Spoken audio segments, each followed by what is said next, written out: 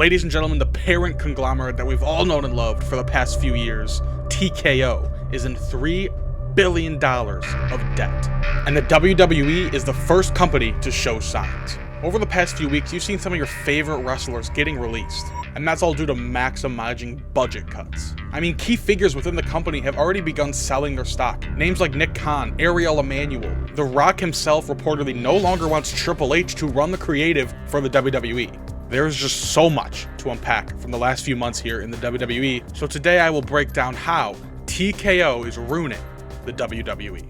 So if anybody's confused, TKO is the parent company that was created when the WWE and the UFC merged companies, merging assets to form a massive $9 billion plus company. But long story short, WWE is no longer a family-owned business, whether that family was corrupt or not. It's an absolute corporate combat machine, and that's where the problems start for me. So let's start out with the biggest red flag. For TKO, money talks louder than moments. Like I said, company executives like Emanuel, Nick Khan, Vince McMahon have begun selling their stock in the company. And why, you might ask? It's because they know it's no longer about wrestling, it's about those shareholder returns. And guess what happens when Wall Street gets involved? You get releases, you get budget cuts, you get terrible, soulless creative decisions. And it's not like it's not present in the WWE. You can see these things happening every week on live television.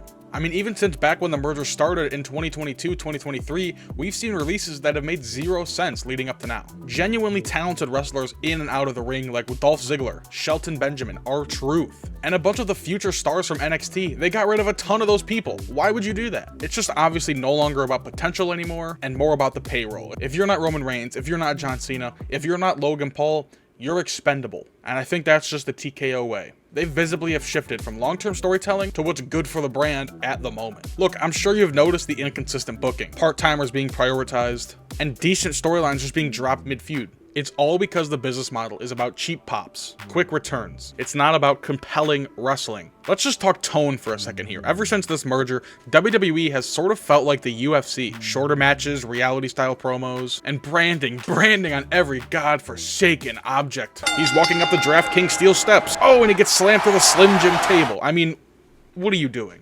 Like, it just genuinely sucks to see because you can see the connection between fans fading. The real fans who have been here this whole time can see that shit. They can see right through it. TKO only has their eyes on global expansion and having 10 plus celebrities at every event. Furthering my point that the actual audience is being left behind. I mean, we're seeing fewer fan favorite cities and ticket prices. Jesus, dude, don't even get me started. You can put a fucking down payment on the ring for the ticket prices. I want to be in the match for 30 grand. If TKO keeps driving the ship like this, the thing that we all love from the WWE, its soul, it might not survive. But ladies and gentlemen, I want to know what you think about this. Is TKO running WWE to the ground, or am I just being a salty mark? If you like what you saw in this video, there's a ton of content on my channel. If you're a wrestling fan, I promise you're gonna love this YouTube channel. If you guys want to send me quizzes, stuff to react to, send me news, or just talk to me in general, add my Instagram link in bio. Also add my TikTok for reactions of SmackDown and Raw. I post reactions a few minutes after the stuff happens on the show, so if you're not able to watch, you can watch it on my TikTok. Also in the description, my BTB channel where I do vlogs with friends. So with all that, folks, I will bid you adieu and see you in the next one.